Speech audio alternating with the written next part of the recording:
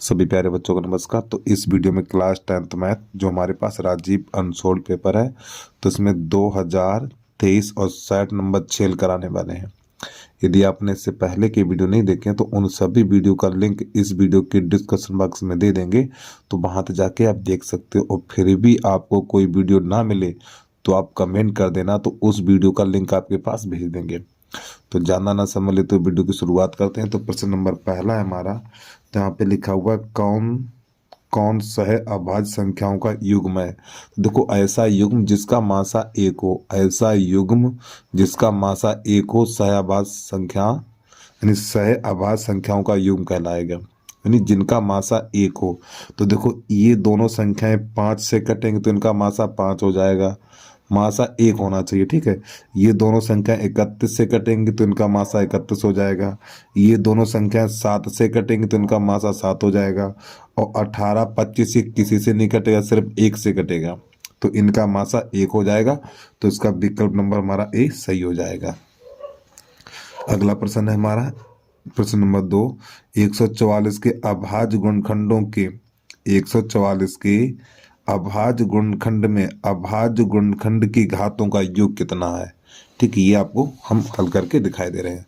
तो सबसे पहले 144 के अभाज्य गुणनखंड काटेंगे, इसको देखिएगा आप लोग। तो प्रश्न नंबर पहला है 144 के काटने अभाज्य गुणनखंड। तो सबसे पहले 2 से काटिएगा, 2 सत्ते 14, 2 दूनी 4, फिर 2 से काटिए, 2 तियां 6 और 2 छंग 12, फिर 2 से काटेंगे, 2 एकन 2, 2 अट्ठे 16, फिर 2 से काटेंगे, 2 नेम 18, अब ये 3 से काटेंगे, 3 तिरका 9 और फिर 3 एकन 3, इस प्रकार। तो यहाँ पे लिखना हमें 144 बराबर 1 2 3 4, 2 पे घात 4 और गुणा 1 2 3 पे घात 2। तो प्यारे बच्चों, घातों का योग बताना। देखो, यहाँ पे घात कितनी है, 4 है, यहाँ पे 2 है, तो इन दोनों की घातों का योग कितना है, 6 है। तो इसका आंसर आ जाएगा 6, यानी घातों को जोड़ना है। अभाज्य गुणनखंड की घातों का योग कितना है, तो ये 4 और ये 2, तो इन दोनों को जोड़ेंगे तो 6 आंसर निकल के आ जाएगा। अब इसके बाद जहाँ पे स्टार लगा हुआ ये हम नहीं बताने वाले हैं, ठीक है। ये चौथा, यहाँ पे एक्स वाई का मान अपने आप निकाल लीजिए, विलोपन विधि से निकाल लो। अब यहाँ पे आ जाइए प्रश्न नंबर 6, इसमें एक्स का मान बताना है, ठीक। तो 1/x² माइनस 2 बराबर 1/7, तो एक्स का मान कितना होगा। चलिए नंबर 6 डालिए आप लोग। तो बेटा प्रश्न नंबर 6 लिख लीजिए। तो यहाँ पे लिखा हुआ है 1/x² माइनस 2 बराबर 1/7। तो यहाँ पे कैसे गुणा करिए, इसका इसमें इसका इसमें, तो ये बन जाएगा x² माइनस 2 और बराबर 7 एकन 7, 2 को उधर भेजिए, तो x² बराबर 7 प्लस 2, तो x² बराबर 9 हो जाएगा। तो इधर से घात हटेगी तो उधर अंडर लग जाएगा, तो x बराबर √9, और यहाँ पे इसके आगे लिखना पड़ेगा प्लस माइनस का चिन्ह, तो x बराबर प्लस माइनस 3। तो ये बेटा इसका आंसर आ गया। तो हमारा विकल्प नंबर सी वाला सही हो जाएगा, विकल्प नंबर सी। चलिए प्रश्न नंबर है हमारा 7, उसको देखिएगा। व्यास ए बी के एक वृत्त का केंद्र, यानी ए बी एक व्यास है और केंद्र के निर्देशांक कितने और बी के निर्देशांक कितने, तो ए के निर्देशांक ज्ञात करने हैं। तो अनसोल्ड को 60 पे लगाता हूँ, समझिएगा भाई इसको भी।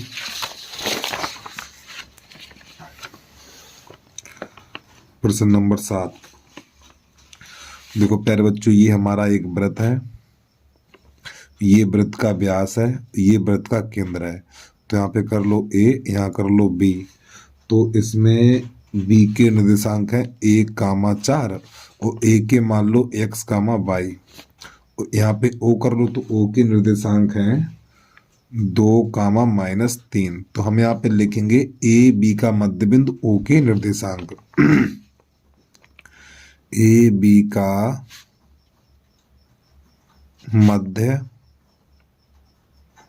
बिंदु ओ के निर्देशांक। तो प्यारे बच्चों, मध्य बिंदु के निर्देशांक का सूत्र होता है x1 plus x2/2 y1 plus y2/2। ये हमारे मध्य बिंदु के निर्देशांक का सूत्र है। तो देखो, x1 का मान x और x2 का मान 1 और बटा 2, कामा बाई वन का मान बाई रहेगा और बाई टू का मान 4 और बटा 2। इस प्रकार अब यहाँ पे देखो ओ के निर्देशांक 2 कामा -3 दिया हुआ है, 2 कामा -3। तो अब यहाँ पर हमें भुज बराबर भुज कोट बराबर कोट करनी है। तो देखो ये वाली भुज, तो भुज बराबर भुज करिए आप। तो यहाँ पे लिखेंगे x + 1/2 बराबर 2, कैसे गुणा करिए इसका इसमें। तो x + 1 बराबर 4, इस एक को उधर भेज दो, तो x बराबर 3। अब यहाँ पे कोट बराबर कोट करनी है, तो बाई + 4/2 बराबर -3, इसके नीचे कर लो, इसका इसमें। तो बाई + 4 बराबर -6। अब इस 4 को उधर ले जाओ, तो x बराबर -6 -4, तो x बराबर लो यहाँ पे बाई होगा, ठीक है। बाई करिए, -10 हो जाएगा। तो हमें जो a के निर्देशांक निकालने हैं, तो यहाँ पे लिखेंगे a के निर्देशांक। तो a के निर्देशांक का जो a के निर्देशांक x का बाई है, तो आपको यहाँ पे x का बाई लिख दीजिए। x का मान 3 निकाला, बाई का मान -10 निकाला। तो देखो ये वाला विकल्प कहाँ पर है, वहीं पे टिक लगा दीजिए आप। तो ये वाला हमारा विकल्प नंबर हो जाएगा डी वाला, सही हो जाएगा, ठीक है। वीडियो को रोक के आराम से नोट कर लिया करो भाई। अब इसके बाद प्रश्न नंबर हमारा है 8। यहाँ पे 3x² - 12x + k बराबर 0 मूल बराबर है, तो k का मान ज्ञात कीजिए। चलिए इसको भी समझ लीजिए आप। तो अब यहाँ पे लिख लो प्रश्न नंबर 8। तो यहाँ पे लिखा हुआ है 3x² -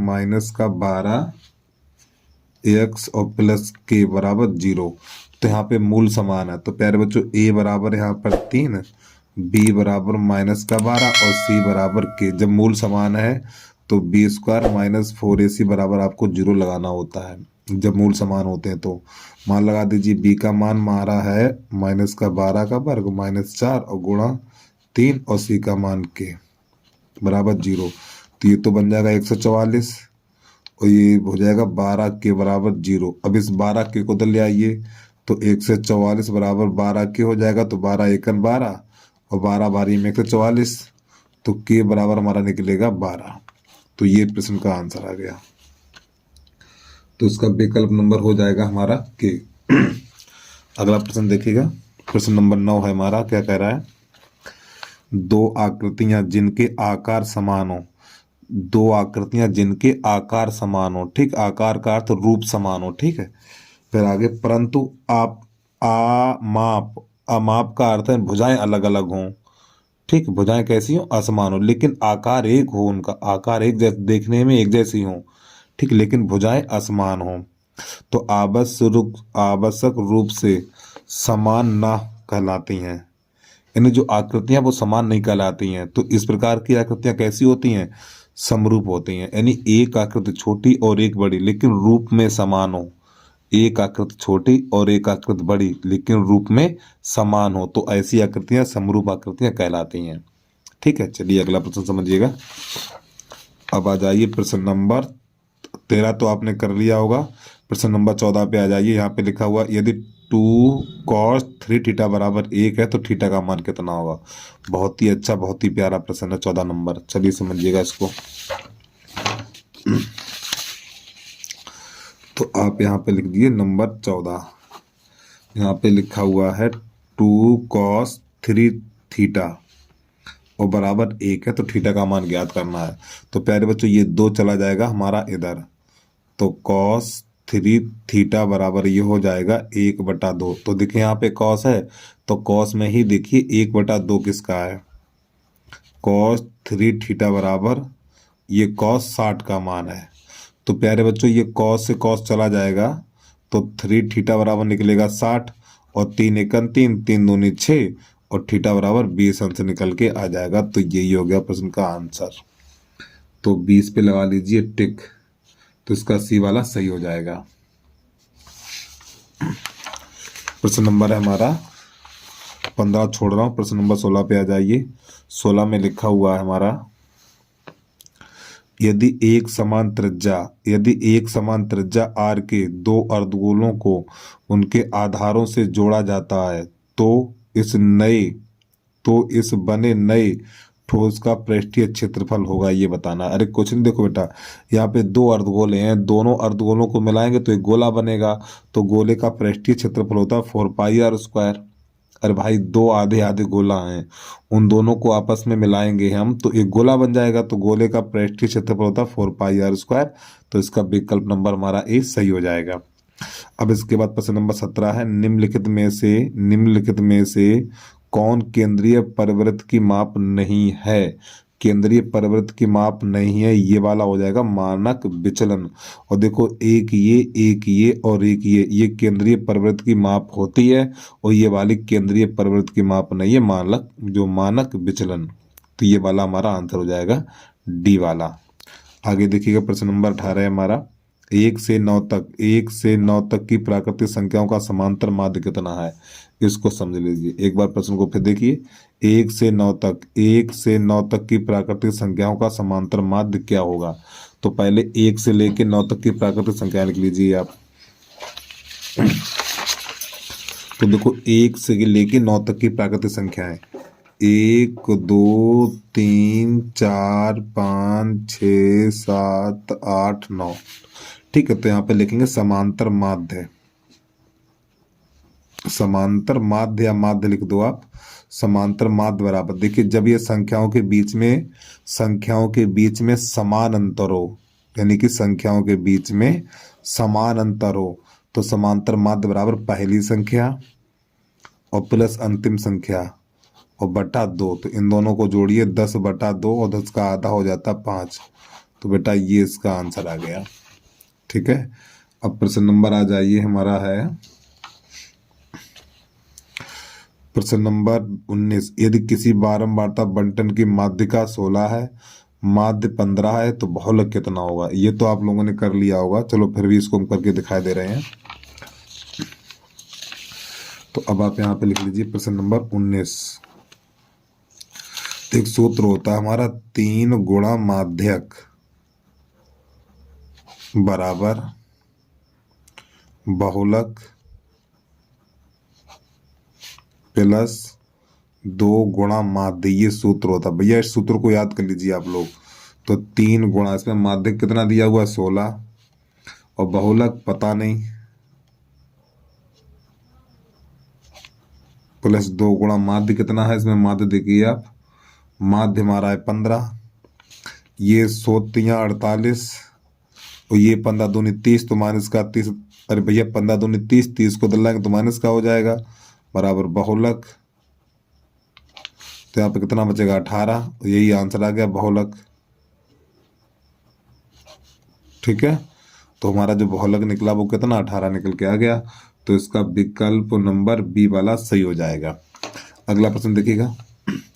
अब यहाँ पे लिखा हुआ है प्रथम 10 प्राकृतिक संख्याओं की माध्यिका होगी, ये बताना है। प्रथम 10 प्राकृतिक संख्याओं की माध्यिका होगी। ठीक, चलिए समझिएगा इसको। प्रश्न नंबर है हमारा 20। प्रथम 10 प्राकृतिक संख्याओं की माध्यिका होगी, ये बताना। प्रथम 10 प्राकृतिक संख्याओं की माध्यिका होगी, तो आपको क्या करना है, यहाँ पे प्रथम 10 संख्याएं लिखिए पहले। तो कहाँ पर थोड़ी जगह बना लें हम, चलिए समझिए, इतने में काम हो जाएगा। चलो इसको हटा ही दें हम। यानी प्रथम 10 प्राकृतिक संख्याएं लिखिए पहले। तो देखो 1 2 3 4 5 6 7 8 9 और ये 10। तो माध्यिका ज्ञात करनी, तो हमें लिखना माध्यिका बराबर देखो इसमें बीच में कौन से पद आ रहे हैं। तो देखिए प्यारे बच्चों, ये दोनों बीच में पद है हमारे, ये दोनों बीच में है, तो इन्हीं दोनों को जोड़ दो। 5 + 6, ये कितने 2 पद है, 2 का भाग लगाओ तो कितना हो जाएगा 11/2। 2 का भाग 11 में लगाएंगे तो 5.5 निकल के आ जाएगा। तो ये वाला विकल्प कहाँ पर मिलेगा हमें, विकल्प नंबर हमारा डी सही हो जाएगा। अब यहाँ से हमारा चलेगा खंड बा। और प्रश्न नंबर पहले का सिद्ध कीजिए कि 5 प्लस अंडर रूट 3 एक अपरमेय संख्या। तो इसको कैसे करना देखिएगा अब आप लोग। पहले यहाँ पे हम लिख रहे हैं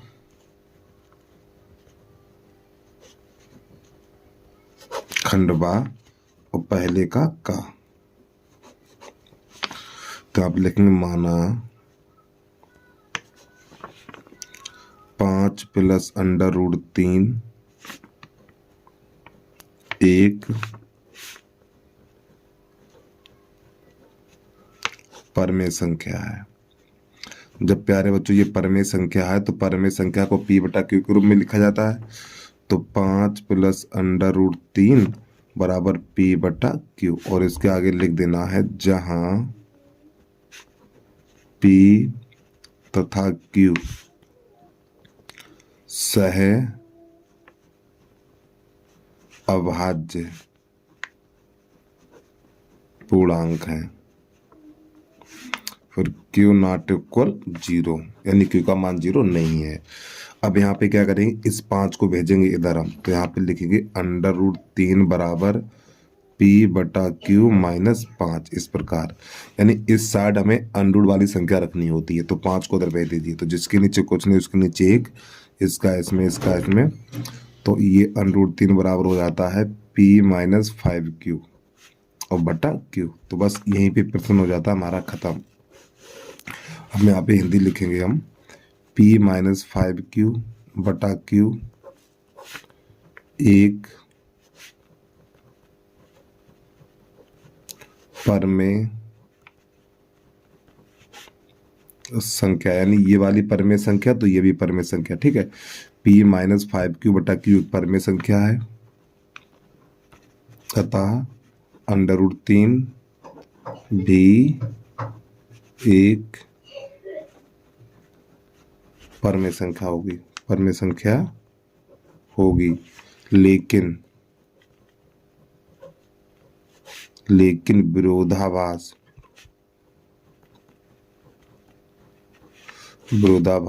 प्रमेय से अंडर रूट 3 एक अपरमेय संख्या है, ठीक है।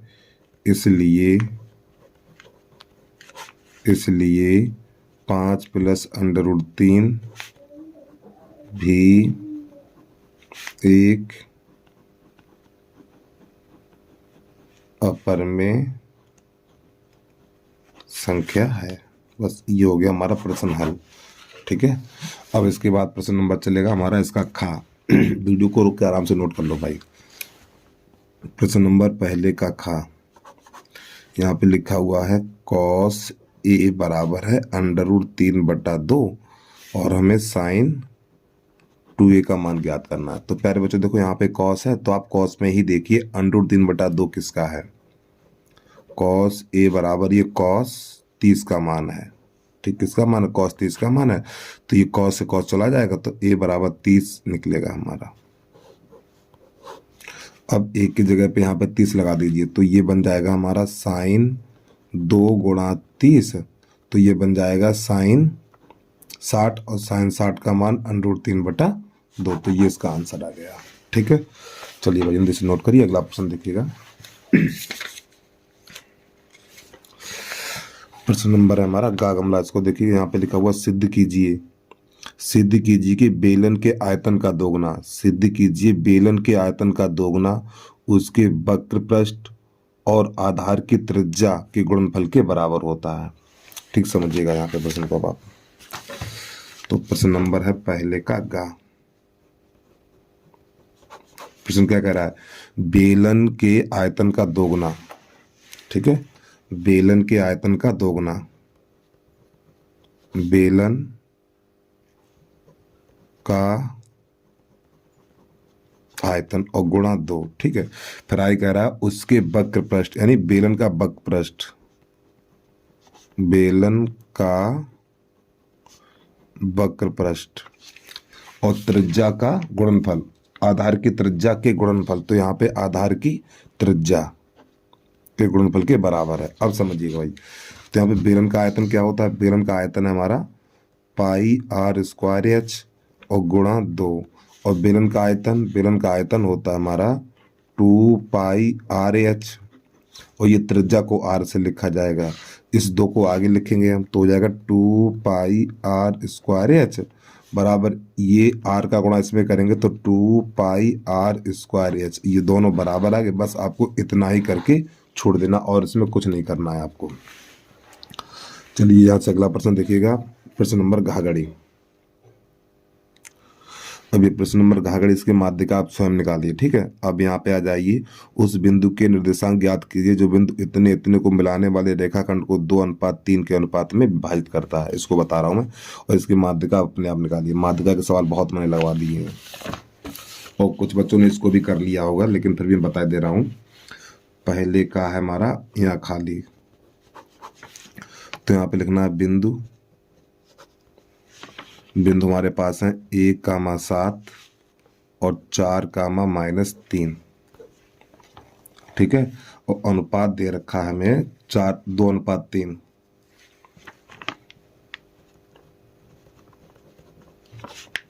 अनुपात हमारा है 2:3, तो यहाँ पे निर्देशांक बराबर सूत्र लगाना है हमें। निर्देशांक बराबर m1x2 प्लस m2x1 और बटा m1 प्लस m2 कामा m1/2 प्लस m2/1 बटा m1 प्लस m2। तो ये हमारा बेटा सूत्र है।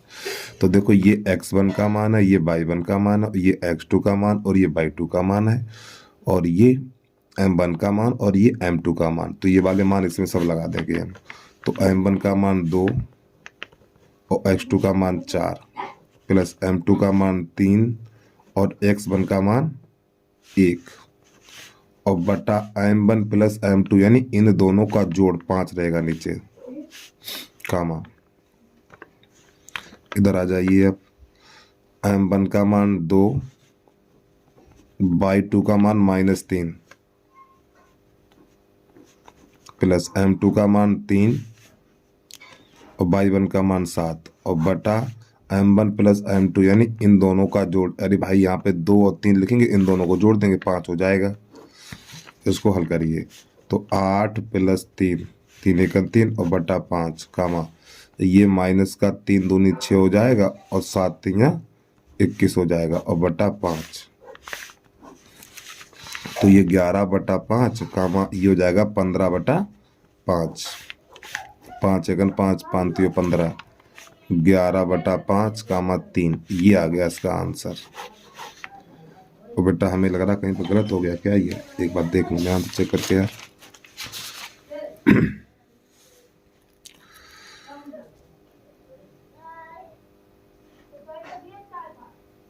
और इसका आंसर भी नहीं दिया इसने यार। हाँ कहीं गलत हो गया, रुक जाइए एक मिनट चेक कर लूँ थोड़ा कहाँ पे गलत हुआ है। m1 का मान 2, m2 का मान 3 और x2 का मान 4 और x1 का मान भी सही लगाए हमने। x2 का मान 4 और m1 का मान 2, 4 दूनी 8, m2 का मान 3 और x1 का मान 1, 8 और 3 × 3। देखो बेटा ये सवाल जो है ना हमारा बिंदु के हिसाब से सही लगा है, लेकिन इस सवाल में थोड़ी गलती है। वो गलती क्या है देखिएगा, यहाँ पर आपको क्या करना पड़ेगा, यहाँ पे -1 करना पड़ेगा, तब आपका आंसर सही आएगा। यहाँ पे -1 करिए आप, ठीक है। चलिए अब इसको थोड़ा सा सुधार कर लें हम। यहाँ पर -1 तो x1 का मान -1 हो जाएगा। तो यहाँ पे -1 लगाएंगे, ठीक इस प्रकार। तो ये प्लस माइनस माइनस हो जाएगा हमारा, ये माइनस का चिन्ह होगा। फिर यहाँ पर बचेगा 5 लिख लीजिए भाई। जो सवाल लिखा उसी के आधार पर प्रश्न को हल करेंगे। ये 5 से 5 कट जाएगा तो यहाँ पर 1 आएगा, फिर हमारा कितना आएगा 1। तो ये इस प्रश्न का आंसर आ गया 1,3। थोड़ी प्रश्न में गलती थी, वो आप सही कर लो। अब इसके बाद आ जाइए प्रश्न नंबर अब यहाँ पर ये तो हो गया, ये आपके सिलेबस में है नहीं, ये भी नहीं है। अब आ जाओ प्रश्न नंबर दूसरे का खा। यहाँ पे लिखा हुआ दो अंकों से बनी किसी संख्या के अंकों का योग 9 है। यदि संख्या के अंकों को उलट दिया जाए तो नई बनने वाली संख्या मूल संख्या से 27 अधिक हो जाती है। संख्या ज्ञात कीजिए। चलिए समझिए इसको। तो यहाँ पर हमें लिखना है माना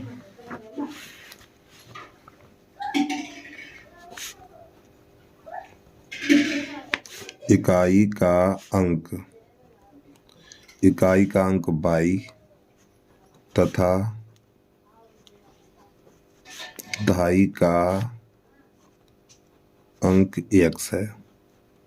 और प्रश्न नंबर है दूसरे का खा खरगोश। ठीक है, तो एक सूत्र होता है हमारी संख्या बराबर 10x + 22, ये इकाई और ये दहाई है। अब प्रश्न कह रहा है यहाँ पर अंकों का योग 9 है, तो x + y बराबर 9, ये निकला समीकरण नंबर पहला। अब प्रश्न यहाँ पे कह रहा है यदि संख्या के अंक उलट दिए जाएं, ये संख्या ना, इसके अंक पलट दो। तो यहाँ पे लिखेंगे 10y + x, यानी इन दोनों के स्थान चेंज कर देंगे। ठीक है, तो संख्या के अंक पलट जाएंगे। तो 10y + x क्या करा प्रश्न, यदि संख्या के अंक उलट दिए जाएं तो नई संख्या, यानी ये नई संख्या बन गई, तो नई संख्या बनने वाली मूल संख्या से 27 अधिक है। ये वाली संख्या 27 अधिक है, यानी इससे ये 27 अधिक है, ये वाली 27 अधिक है।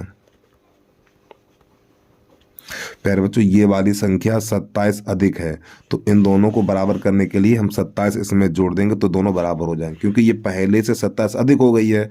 अब इसमें 27 जोड़ देंगे तो दोनों बराबर हो जाएंगे। अब इन दोनों को इधर ले आइए, 10y + x माइनस का 10x माइनस का y बराबर 27। यहाँ पे घटाइए, तो इसमें से हम इससे घटाएंगे तो 9y, और इसमें से इसे घटाएंगे तो 9x और बराबर 27। तो प्यारे बच्चों यहाँ से 9 कॉमन ले लेंगे। जब यहाँ से हम 9 कॉमन लेंगे तो y - x बराबर 27, और 9 × 9 9 × 27, तो y - x बराबर 3। ये समीकरण नंबर बना 2। अब समीकरण नंबर 1, 2 को हल करेंगे, समझिएगा। तो ये समीकरण नंबर यहाँ पे लिख लो, समीकरण 1 तथा 2 को हल करने पर, जब 1, 2 को हल करेंगे, ax + y बराबर 9 और y - x बराबर 3। तो प्यारे बच्चों ये यहाँ पर ax से x कट जाएगा हमारा, तो y 2y बराबर 12, फिर 2 × 2 और 2 × 6 12, और y बराबर 6 निकलेगा हमारा। ये वाला मान समीकरण नंबर 1 में लगा दो, चाहे 2 में लगा दो। तो यहाँ पे लिखेंगे y का मान समीकरण 1 में रखने पर, और समीकरण नंबर हमारा यही तो है, y की जगह पे कितना लगा देंगे, y की जगह पे लगा देंगे 6। ठीक है, तो यहाँ पे लिखिएगा, तो ax + 6 बराबर 9, 6 को उधर भेजिए, तो ax बराबर 9 - 6, तो x बराबर 3। तो प्यारे बच्चों जो हमारी संख्या थी स्टार्टिंग में, संख्या थी 10x + y, ये हमारी संख्या थी। मान लगा दीजिए 10 गुणा और x का मान 3 प्लस y का मान 6, तो ये बन जाएगा 30 और प्लस 6, तो इसका आंसर आ जाएगा 36। तो बेटा ये आ गया प्रश्न का हल। मिला लो इसका आंसर जल्दी से। हाँ ठीक, दूसरे का खा 36 ही सही है हमारा। अब इसके बाद आगे आ जाइए, दूसरे का 5वां क्या क्या सिलेबस में, पहले वो देख लो इसमें। अब इसके बाद घा घड़ी बताने वाला हूँ। ठीक, इसको देखिएगा, यहाँ पे ये रहा चित्र हमारा, और यहाँ पे थोड़ी गलती है चित्र में, यहाँ पे ये गोल गोल बना तो चौकोल कर लो, यानी 90 अंश का संकेत बनाओ यहाँ पे साइन ये वाला। ठीक, 90 अंश का रखिए आप इस प्रकार, क्योंकि BD लंब है AC पर, ये वाला लंब किस पर है, AC पर, ये लंब है, तो यहाँ पे 90 अंश कोण बनेगा। तो हमें सिद्ध करना है कि त्रिभुज AEC और त्रिभुज ADEB, यानी एक ये वाला त्रिभुज, एक ये वाला त्रिभुज और एक ये त्रिभुज समरूप दिखाना हमें। चलिए समझिएगा यहाँ पर। तो प्रश्न नंबर दूसरे का घाघड़ी। और प्यारे बच्चों, छोटी सी रिक्वेस्ट है भाई, जिस बच्चे ने अभी तक यूट्यूब चैनल को सब्सक्राइब नहीं किया है, यूट्यूब चैनल को सब्सक्राइब करके बेल आइकन घंटी को प्रेस कर लीजिए और वीडियो को लाइक करने के साथ साथ एक प्यारा सा कमेंट करके जरूर बता देना वीडियो आपको कैसा लगा है। ठीक है, चलिए समझिए। तो सबसे पहले यहाँ पे बना लें हम एक चित्र।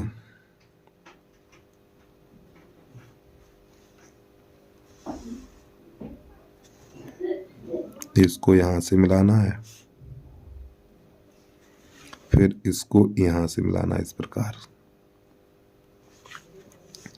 तो यहाँ पे लिख लो A B C D और ये यहाँ पर है हमारा F और ये है E। तो प्यारे बच्चों, ये वाला कोण 90 अंश है और यहाँ पर ये भी 90 अंश का। ठीक है, जब ये कोण 90 अंश है तो ये भी 90 अंश का होगा इधर वाला। ठीक, चलिए समझे। तो यहाँ पे लिखेंगे दिया है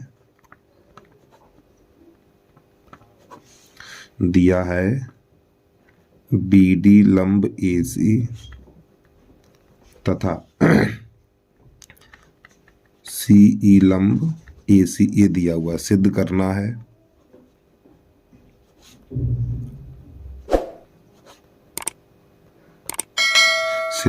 है त्रिभुज AEC और समरूप त्रिभुज ADB ये हमें सिद्ध करना है। तो नई लाइन से लिखना उपपत्ति। ठीक, पहले ये त्रिभुज लिख लो, त्रिभुज AEC तथा त्रिभुज ADB में। ठीक, ये सिद्ध, यानी कि इन दोनों त्रिभुजों में देखना है। तो देखो, पहले त्रिभुज AEC यानी ये वाला त्रिभुज बेटा, ये ठीक, ये वाला त्रिभुज और फिर ये वाला त्रिभुज। तो देखो प्यारे बच्चों, ये वाला कोण कितना 90 अंश का है, ये वाला कोण 90 अंश का है, तो ये भी, इसका भी 90 अंश है। तो यहाँ पे लिखेंगे कोण AEC और बराबर कोण ADB, यानी ये कोण बराबर इसके हो गया। अब यहाँ पर प्यारे बच्चों ये देखिए, ये वाली भुजा हमारी उभयनिष्ठ है, सॉरी ये वाला कोण कैसा उभयनिष्ठ है। देखो ये वाला कोण इस त्रिभुज में भी आ रहा है और इस त्रिभुज में भी ये कोण आ रहा है। तो यहाँ पे लिखेंगे क्या, कोण A बराबर कोण A, कोण A बराबर कोण A और आगे लिख देना उभयनिष्ठ।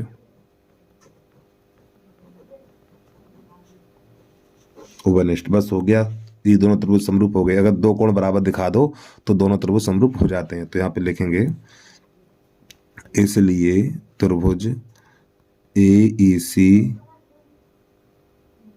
समरूप त्रिभुज ADB किसके आधार पे, AA के आधार पे। ठीक है, यही बेटे इसका आंसर हो गया। ठीक, तो उम्मीद है आपको समझ में आ गया होगा। भाई समरूप कसौटे तैयार कर लीजिए आप। अब इसके बाद प्रश्न नंबर है हमारा देखो, अब यहाँ पे आपको ये भी अपने आप करना है, ये भी अपने आप करना है। ठीक है, और देखो समांतर माध्य से यहाँ पे क्या नंबर का आ गया, 2 नंबर का। तो ये होगा 2 का, और ये कितने कितने का है, 4 4 8 8 10 और एक विकल्प में 10, 11 नंबर का आ गया इसमें, बताइए आप। चलिए अब यहाँ से आ जाइए, प्रश्न नंबर 3 बताएंगे नहीं, प्रश्न नंबर आ जाइए तीसरे का। अथवा यहाँ पे लिखा हुआ है 2 वर्गों के क्षेत्रफलों का योग, 2 वर्गों के क्षेत्रफलों का योग 117 वर्ग मीटर है। यदि उनके परिमापों का अंतर 12 मीटर है तो दोनों वर्गों की भुजाएं ज्ञात कीजिए। चलिए समझिएगा इसको आप। तो यहाँ पे प्रश्न नंबर 3 यानी क्वेश्चन नंबर 3 और फिर यानी बेटा मैं इसका अथवा कराने वाला हूँ। चलिए समझिएगा, यहाँ पे 2 वर्ग हैं, एक बड़ा सा वर्ग ये है, वर्ग की चारों भुजाएं बराबर होती हैं। ठीक है, और एक छोटा वर्ग ये है, इसकी भुजा हमारी है x और इसकी भुजा मान लो y। तो ये बड़ा वर्ग है और ये छोटा वर्ग है। तो यहाँ पे लिखेंगे माना बड़े वर्ग की भुजा x मीटर तथा छोटे वर्ग की भुजा बाई मीटर है। अब हम चलेंगे प्रश्न के अनुसार। तो प्रश्न कह रहा है दोनों वर्गों के क्षेत्रफलों का योगफल, यानी वर्ग का क्षेत्रफल होता है भुजा स्क्वायर, वर्ग का क्षेत्रफल भुजा स्क्वायर, ठीक है। तो वर्ग यानी बड़े वर्ग का क्षेत्रफल क्या है, x है।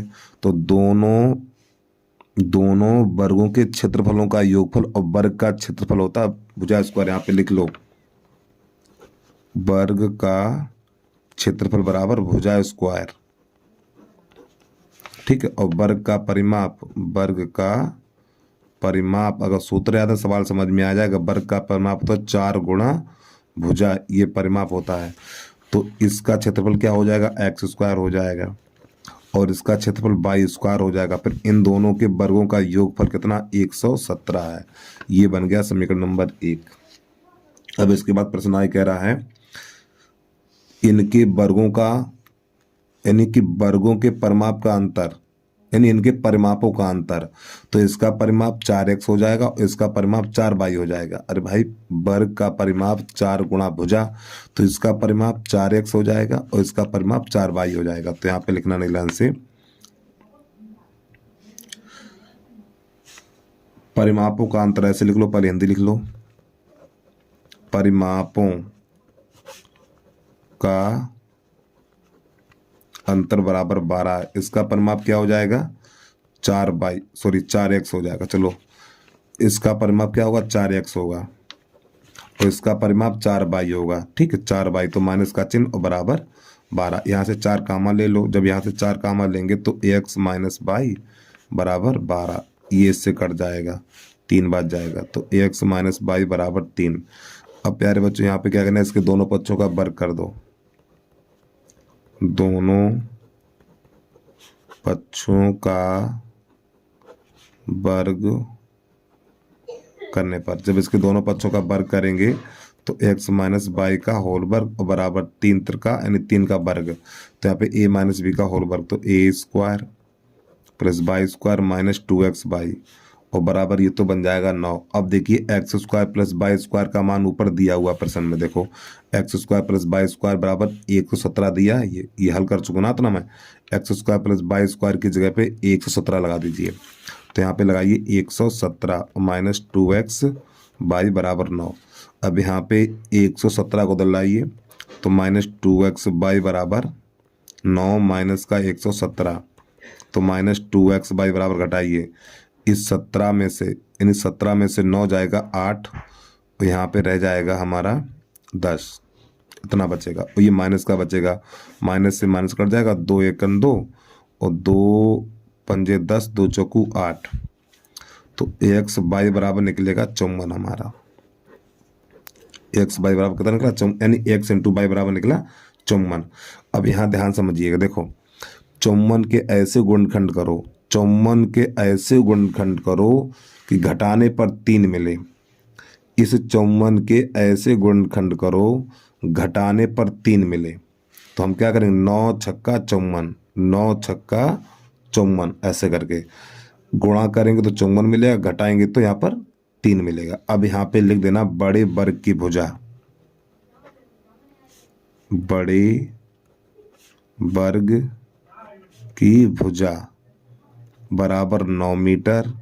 फिर लिखना छोटे वर्ग की भुजा, हिंदी लिखना छोटे वर्ग की भुजा और बराबर 6 मीटर। तो प्यारे बच्चों यही प्रश्न का आंसर आ गया, ठीक। और इससे आगे आपको हल नहीं करना, एक बात सुनिए, इस 54 के ऐसे गुणनखंड करो, इस 54 के ऐसे गुणनखंड करो कि घटाने पर 3 मिले।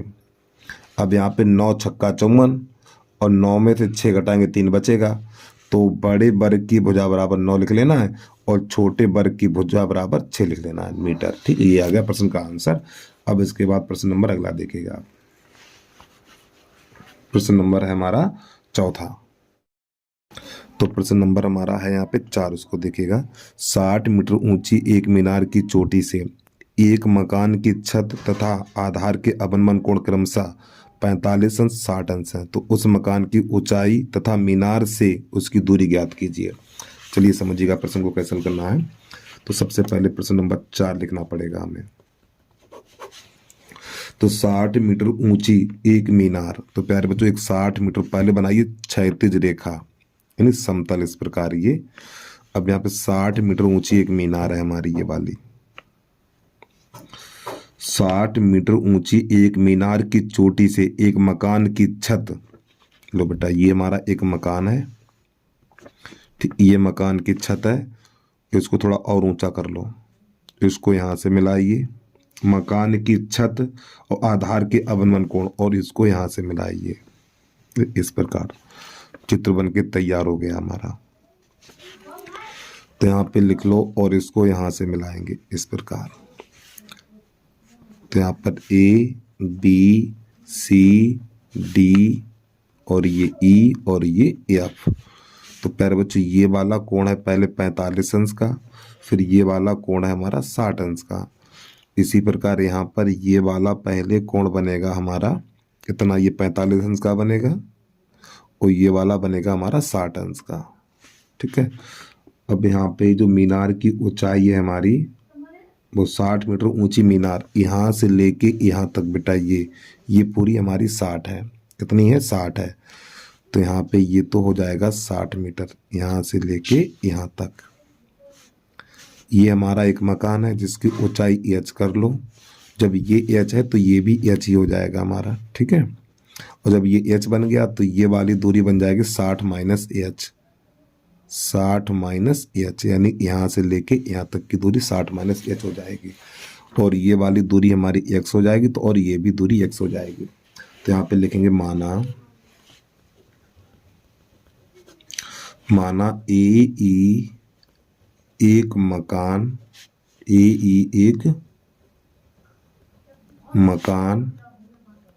तथा बीडी क्या टावर है, वो बीडी एक मीनार है। ठीक है, तो सबसे पहले समकोण त्रिभुज लेना, हमें क्या ज्ञात करना है, देखो इसमें मकान की ऊंचाई ज्ञात करनी है, ये वाली मकान की ऊंचाई ज्ञात करनी है, और मीनार से दूरी, यानी ये मकान है ना, ये मकान है, मीनार से कितनी दूर है, इस एच का मान निकालना और इस एक्स का मान निकालना, ये दो मान निकाल दें यहाँ पर। तो सबसे पहले समकोण त्रिभुज लिखो ई सी डी में, समकोण त्रिभुज, सॉरी यहाँ पर ये एफ है, ये हमारा ए बना हुआ। ठीक है, एफ सी डी में, तो यहाँ पर भी मैंने गलत लिख दिया, ए एफ लिखना चाहिए था, ए एफ कर लो प्यारे बच्चों, यहाँ पर ए एफ। ठीक है, क्योंकि ई यहाँ पर है ना, ये ए एफ एक मकान है। तो समकोण त्रिभुज एफ सी डी में, एफ सी डी में अब आपको लिखना है tan 45, tan होता है लंबटा आधार, 60 माइनस एच और बटा एक्स, इसका मान 1 होता है tan 45 का, तो 60 माइनस एच बटा एक्स, कैंची गुणा करिए इसका इसमें इसका इसमें, तो यहाँ पर ये बनेगा हमारा एक्स बराबर 60 माइनस एच। इसको कर लेंगे समीकरण नंबर 1। अब लिखेंगे समकोण त्रिभुज ए बी डी में,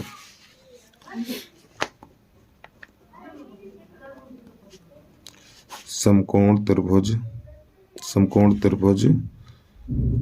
ए बी डी में, तो यहाँ पे लिखेंगे tan 60 बराबर क्या निकलेगा हमारा, देखो ये पूरा कितना यहाँ से लेके यहाँ तक 60 है ना, तो 60 बटा एक्स लिखना है हमें, 60 बटा एक्स, tan 60 का मान √3, तो 60 बटा एक्स कैसे गुणा करिए इसका इसमें इसका इसमें इसका इसमें, तो ये बन जाएगा √3x बराबर 60 √3 का भाग लगा दीजिए, तो 60 बटा √3। अब ऊपर नीचे √3 का गुणा करिए, √3 बटा √3, तो प्यारे बच्चों ये बन जाएगा 60 √3 और बटा √3 का √3 में करेंगे 3 बन जाएगा, और 3 × 3 और 3 दूनी 6 20, तो x बराबर निकलेगा 20 √3 मीटर। ठीक है, अब यहाँ पे ये वाला मान कहाँ लगाना, ये वाला मान समीकरण नंबर 1 में लगा दीजिए यहाँ पर। तो यहाँ पे लिखेंगे समीकरण 1 में रखने पर, एक हमारा यही तो है, तो इस x की जगह पे ये वाला मान लगा देंगे, तो 20√3 बराबर 60 माइनस एच। इस 60 को ले आइए, नहीं इस एच को दिल लाओ, इसको दिल ले जाओ, तो हो जाएगा एच बराबर हो जाएगा 60 माइनस 20√3। तो यहाँ से 20 कामा ले लीजिए। जब यहाँ से 20 कामा लेंगे तो एच बराबर हो जाएगा 20×3 = 30, 20×3 = 60 और माइनस √3 मीटर। अब आपको नई लाइन से लिख देना है मकान की ऊंचाई, मकान की ऊंचाई एच है, तो प्यारे बच्चों एच का मान ये रहा, तो 20 माइनस वो 3 माइनस √3 मीटर। फिर इसके बाद मीनार से मकान की दूरी, मीनार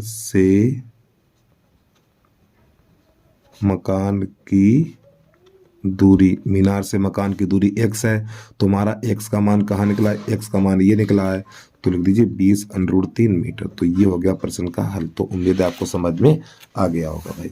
चलिए प्रश्न नंबर अब इसका है हमारा चौथे का अथवा, उसको देखेगा। प्रश्न नंबर है चौथे का अथवा, इसको देखिए। एक 80 मीटर चौड़ी सड़क के दोनों ओर आमने सामने समान ऊंचाई वाले 2 खंभे लगे हुए हैं। इन दोनों खंभों के बीच सड़क के एक बिंदु से खंभों के शिखर का उन्नयन कोण क्रमशः 60 अंश और 30 अंश है। तो खंभे की ऊंचाई और खंभों से बिंदु की दूरी ज्ञात कीजिए। चलिए समझिएगा इसको। तो प्रश्न नंबर चौथे का अथवा आपको भी बोर्ड की परीक्षा में इसी प्रकार नंबर डालना है, ठीक है। तो प्यारे सबसे पहले बताऊंगा एक क्षैतिज रेखा बनाएंगे इस प्रकार। यहाँ पर नहीं, क्या सड़क है, ये सड़क है हमारी, ठीक है, 80 मीटर सड़क है। अब इसके दोनों साइड पे समान ऊंचाई के 2 मकान है। एक मकान ये है और एक मकान हमारा ये है, इस प्रकार समान ऊंचाई के हैं। और मान लीजिए यहाँ पर कोई पॉइंट है हमारा एक, ठीक है, ये। अब हम इसको यहाँ से मिलाएंगे और इसको मिलाएंगे यहाँ से, तो ये वाला कोण हो जाएगा हमारा 60 का और ये वाला कोण हो जाएगा हमारा 30 का। तो A B C D और ये E। तो प्यारे बच्चों चित्र बन के तैयार हो गया हमारा।